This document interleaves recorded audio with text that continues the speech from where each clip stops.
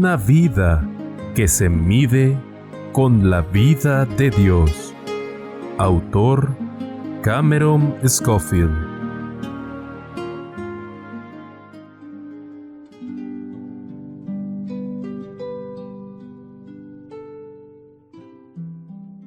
Capítulo 8. Cristo se hizo uno con cada persona. Toda la Escritura nos habla de Cristo, pero también de nosotros. ¿Cómo puede ser eso posible? Ya que no somos Dios, tampoco somos la palabra de Dios. Cristo fue la palabra, y la palabra era con Dios, y la palabra era Dios, y sin Él, nada de lo que ha sido hecho fue hecho. Juan capítulo 1, versículos 1 al 3. Nosotros, por otro lado, somos simples mortales, dignos de la condenación eterna. Sin embargo, esa palabra fue hecha carne y habitó entre nosotros. Juan capítulo 1, versículo 14. Sí, más que entre nosotros, porque Cristo dice que Él se ha unido a nosotros y que cualquier cosa que hagamos a otros, lo hacemos a Él. Mateo capítulo 25, versículo 40. Ese entre no solo se refiere a una experiencia externa, sino también una experiencia interna. Cristo declaró que todo lo que hagamos al más pequeño de estos sus hermanos, lo hacemos a Él mismo. Y Él llamó a todos los hombres sus hermanos. Hebreos capítulo 2, versículo 17. ¿Cómo puede ser esto? Solamente uniéndose al individuo, siendo uno con Él. Vemos también en Hebreos que Cristo fue hecho en todas las cosas semejantes a sus hermanos. Todas las cosas, no excluye nada. Él es idéntico a nosotros mismos. Solamente siendo Él como nosotros, es que puede ser tocado con nuestras flaquezas, con el sentimiento de nuestras enfermedades, y ser tentado en todas las cosas, tal como somos. Ya que cuando cada uno de nosotros somos tentados, nuestras tentaciones son diferentes, de manera que Cristo es tentado en manera personal e individual con nosotros.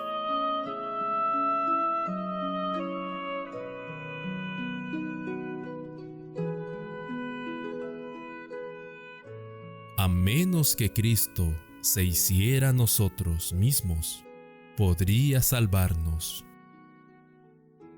Aplicar este pensamiento a las experiencias de la vida es comer su carne y beber su sangre. Cristo se hizo uno con cada persona, es decir, se unió a él o ella. Por lo tanto, tiene todo el derecho de reclamar la culpa de cada individuo y presentarse ante la ley de Dios por haber cometido la transgresión. La ley de Dios no permitirá un sustituto. De hecho, la ley de la tierra no lo haría.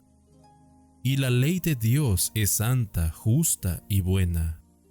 Por lo tanto, para que Cristo tomara todos los pecados del mundo sobre sí mismo, era necesario convertirse en cada pecador. Por lo tanto, Cristo es uno con vosotros y conmigo, personal e individualmente, íntimamente, perfectamente unido a ti y a mí, en una peculiar relación. De otra manera, ¿cómo podría entender mi tentación hoy? ¿Y cómo podría hacer sacrificio o reparación por mis pecados delante de Dios, si no es apelando su propia vida en mi lugar, ante una ley que requiere perfecta obediencia del individuo en específico? ¿Cómo pudo hacer todo eso 2000 años atrás, cuando caminó en esta tierra? Solo al unir su vida a nosotros, de manera individual, tan perfectamente identificado con nuestras mismas luchas, miserias y sufrimientos, fue como pudo socorrernos. Que cuando la ley viera a Él, nos viera a nosotros. Solo al convertirse en nosotros mismos y llevarnos en sus espaldas al enfrentar el peso de la ira que es contra la transgresión, es como pudo realmente salvarnos.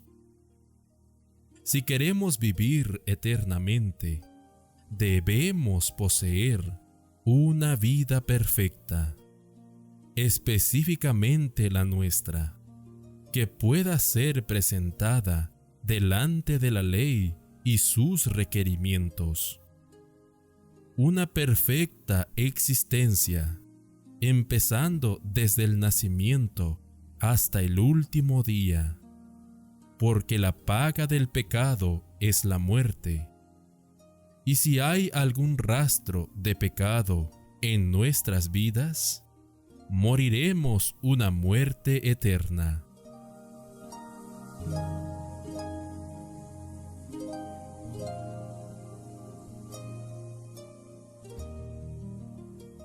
Cuando Cristo murió, nosotros morimos con Él.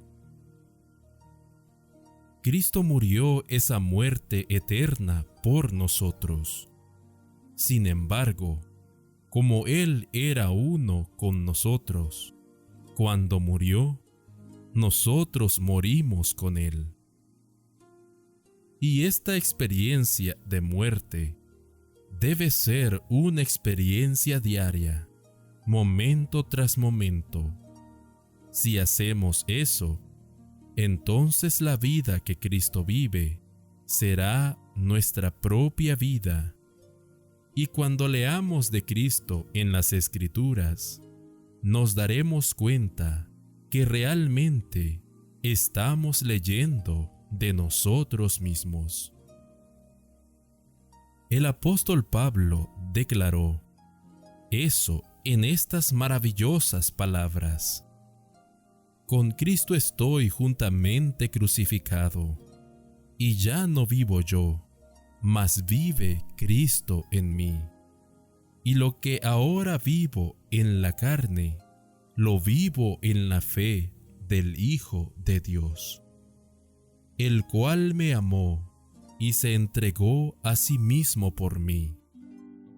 Gálatas capítulo 2, versículo 20.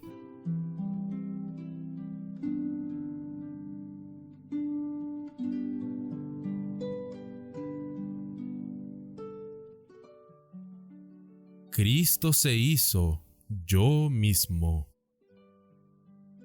La misma vida que Cristo vivió será mía, pues efectivamente Él se identificó perfectamente conmigo. Lo que el Padre trabajó en Él, lo trabajó en ti y en mí, 2000 años atrás, en una mini exhibición de la vida que Cristo viviría por todos y cada uno de nosotros. Sí, su vida estuvo llena de mucho sufrimiento y nos ha hecho partícipes de ellos. Pero también así seremos participantes de su gozo. Además, sus sufrimientos fueron solo para la salvación del hombre y para glorificar a Dios en el cielo. Esas son razones verdaderamente dignas de sufrir. Y lo que experimentaremos no será nada comparado con el peso de gloria eterna que nos espera. Segunda de Corintios 4:17. Aún en medio de todo, Jesús tuvo paz, y Él promete que esa misma paz será nuestra. Una paz que sobrepasa a todo entendimiento. Filipenses capítulo 4, versículo 7. ¿Cómo podemos tener paz en un mundo lleno de tantos pecados? Porque ya no somos nosotros viviendo. Los afanes de este mundo ya no nos abruman más, porque es Dios quien cuida de ti. No os afanéis, pues, diciendo: ¿qué comeremos? ¿O qué beberemos? ¿O qué vestiremos? Porque Dios sabe que tenéis necesidad de todas estas cosas, y Él mismo os proveerá. Mas buscad primeramente el reino de Dios y su justicia, y todas estas cosas os serán añadidas. Mateo capítulo 6, versículos 31 al 33.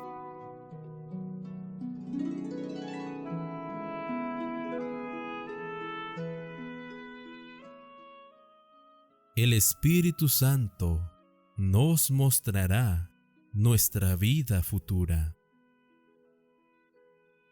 Cuando los problemas vengan sobre nosotros, y ten por seguro que vendrán, la oración de Cristo fue: no ruego que los quites del mundo, sino que los guardes del mal. Juan capítulo 17, versículo 15. No estamos solos. El Espíritu Santo tomará lo que le pertenece a Jesús y nos lo mostrará, que también es nuestro. Juan capítulo 16, versículos 13 al 15.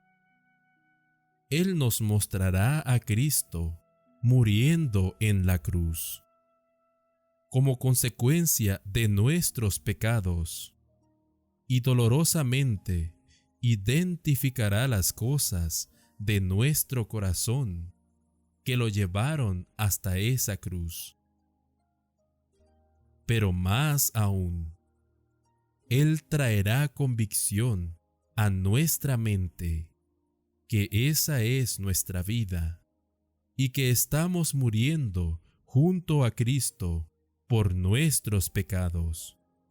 Ezequiel capítulo 18, versículo 4.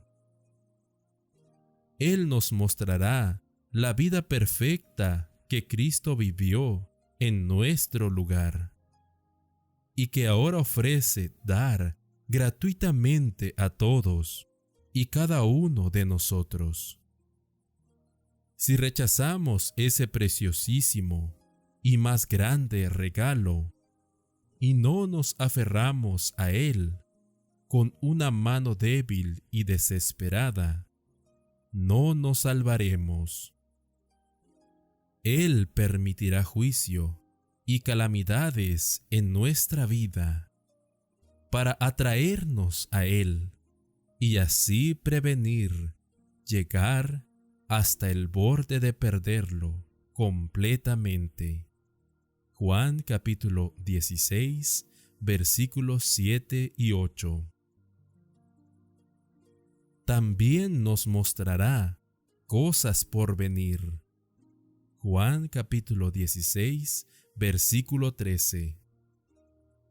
Él nos mostrará lo que nos depara el futuro. Es necesario que a través de muchas tribulaciones entremos en el reino de Dios. Hechos capítulo 14, versículo 22. Y todos los que viven la vida piadosa de Cristo Jesús sufrirán persecución. Segunda de Timoteo, capítulo 3, versículo 12. Pero es importante señalar que cuando Él nos muestre a Jesús, nos estará mostrando lo que ha de venir en un futuro muy pronto. Eso es porque la vida de Cristo es mi propia vida, y lo que Dios estaba obrando en Él, lo estaba obrando en ti y en mí. Porque lo que Dios hizo por Jesús, lo hizo por ti y por mí. Todo lo que necesito hacer es permitir que eso sea mi realidad hoy. Cristo prometió que los fieles serían llevados ante reyes y cortes y tendrán que testificar por su fe. Mateo capítulo 10, versículos 17 y 18. ¿No fue esa también su experiencia? Él estuvo de pie firmemente y sin fisuras ante Anás, Caifás y Pilato, como tú y como yo. Cuando Él hizo eso, lo estaba haciendo por nosotros. Y cuando pasemos por esa misma experiencia, solo estaremos reviviendo la misma experiencia que Él ya vivió. También estaremos parados firmemente y sin fisuras delante de reyes, sacerdotes y gobernantes.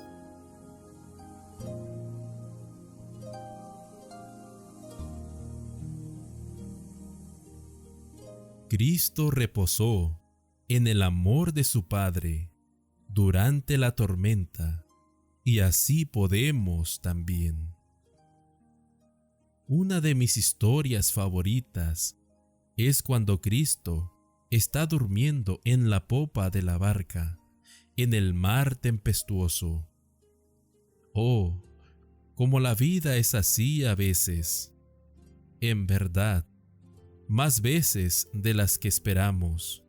Sin embargo, Cristo estaba en paz, mientras que todos a su alrededor estaban en apuros. Lucas capítulo 8, versículos 23 al 25. Los discípulos hicieron todo lo que pudieron con sus propias fuerzas para salvarse. Sin embargo, todos sus esfuerzos no sirvieron de nada. Cristo, por otro lado, descansó en el amor del Padre. Sabía que los que aman a Dios, todas las cosas les ayudan a bien. Esto es, a los que conforme a su propósito son llamados. Romanos capítulo 8, versículo 28. Y aquella noche todo tenía un propósito. Y esperó en silenciosa sumisión, hasta que Dios mismo trajera salvación a sus vidas. Verdaderamente, la paciencia de Cristo causó un gran sufrimiento a los discípulos. Pero si también ellos hubieran descansado al cuidado del Padre, habrían sido como el apóstol Pablo en su camino a Roma, quien, aunque naufragó, no temió por su vida, sino que aceptó todo lo que la providencia le permitiría sufrir para su propia salvación y la salvación de los demás. No fue Cristo, sino el Padre, quien calmó el mar aquella noche de luna llena, y fue la vida pacífica de Cristo que Pablo recibió, y que habló las palabras de fe y aliento en esa terrible noche que salvó la vida de todos. Véase Hechos 27 para la historia de Pablo.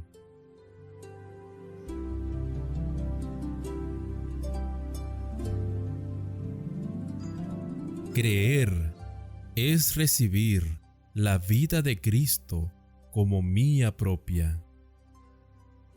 Creer es recibir. Si realmente creemos en la maravillosa verdad de que la vida que Cristo vivió es mi propia vida, y que cuando leo de Él, estoy leyendo de mí mismo, entonces recibiré esa vida y será mía en un sentido muy práctico. Y así como Dios obró en Él por la palabra, así se producirá en nosotros esa misma vida. Y así su experiencia será mía y nuestras vidas serán una sola, sin pecado y sin mancha, limpia, pura y perfecta.